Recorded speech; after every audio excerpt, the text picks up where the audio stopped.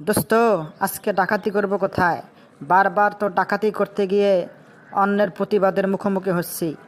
এখন থেকে যেই আমাদের সামনে বাধা হয়ে দাঁড়াবে তাকেই আমরা দুনিয়া থেকে বিদায় করে দেব। কি বলো দোস্ত? অবশ্যই।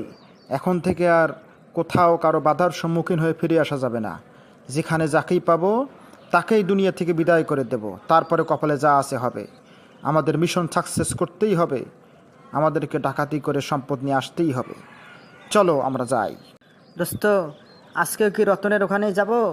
রতন তো সাংঘাতিক ছেলে। চলো, ওখানে যদি যেতে হয় তাহলে আমাদেরকে বুঝে শুনেই যেতে হবে। থামো, তুমি অত ভয় করো না। আমার নামও চুপ্পু ডাকাত। আমি থাকতে তোমার অত ভয় কিসের? যেখানেই যে কেউ বাধা হয়ে দাঁড়াবে তাকেই দুনিয়া থেকে বিদায় করে দেব।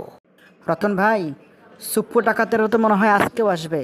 ওরা তো বারবার আসতেছে। আজকে এসে যদি ওরা ভয় দেখায় তুমি কি করবা? কি করে বাধা দিবা রতন ভাই? আসুক, আমি ওদেরকে ভয় করি না। ইমানকে টিকিয়ে রাখার জন্য যা দরকার তাই করতে রাজি আছি। প্রয়োজনে আমি জীবন দেব, তারপরেও তাদের সঙ্গে প্রতিবাদ করব। তাদের বিপরীতে আমি প্রতিবাদ করে লড়াই করব। কখনো আমি আমার সম্পদ ডাকাতি করে নিয়ে যেতে দেব না। তোমরা শুধু আমার সঙ্গে থাকবে, আমি তোমাদেরকে নিয়েই তাদের সঙ্গে লড়াই করব। হ্যাঁ রতন ভাই, আমি আছি তোমার সঙ্গে। ডাকাতদের বিরুদ্ধে লড়াই করার জন্য আমি প্রস্তুত আছি। প্রয়োজনে জীবন দিয়ে দেব। হ্যাঁ, এ শরীরে এক ফোঁটা রক্তবিন্দু থাকা পর্যন্ত কখনো কোনো অন্যায়কে প্রশ্রয় দেব না, ইনশাআল্লাহ।